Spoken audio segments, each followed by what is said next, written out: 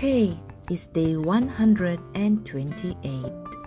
Salman is seeking the Prophet. His name was Salman. He used to live in Isfahan, Iran. His father, Buzahshan, was one of the farm landlords. Just as many in Iran did at that time, he used to worship fire. He cared for his son very much. He never took his eyes off of him. He did not even permit him to go outside the house because he was afraid something might happen to him. But one day, something important came up. He decided to send Salman to the farm. He took him aside, gave him a lot of advice, and sent him to the farm. This was the first time Salman had left the house on his own. He took his own course, ready to fend for himself, and it was going to be tough. While walking, he noticed a church along the road. Some noises were coming from inside.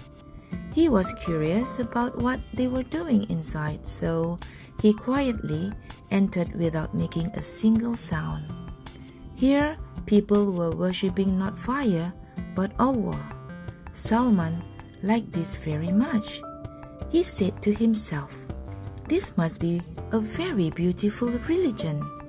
When he returned home in the evening, he told his father what he had seen and asked, "My dear father, why do we worship fire?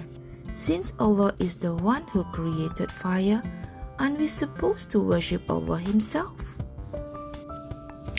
His father became furious. "Son," he said, "there is no good in that religion.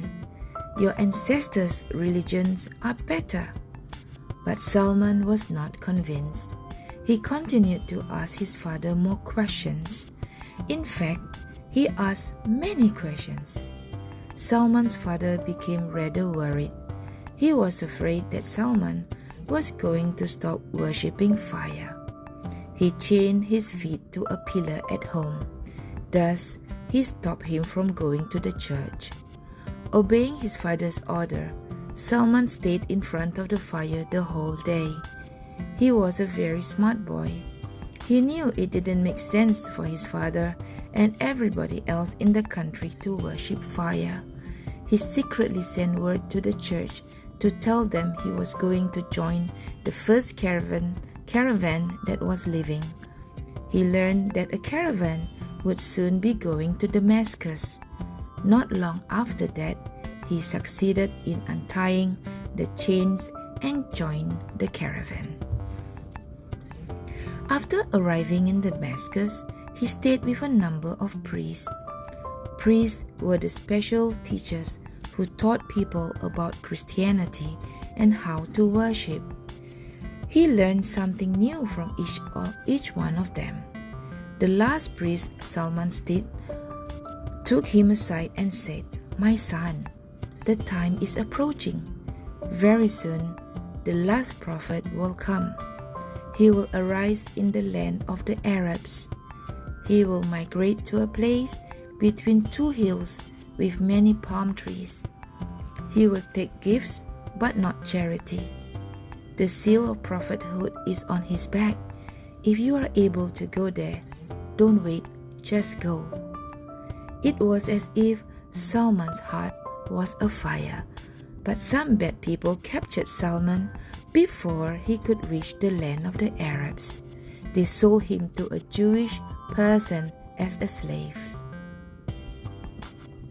The Jew and his men, without knowing anything about him and his affairs, brought him to Medina. Salman did not know where he had been brought to, but as soon as he saw Medina, he thought to himself, "This must be the place my teacher described for me." From now on, he was going to stay in Medina, with the hope of meeting the prophet that his teacher had told him about. He waited day and night.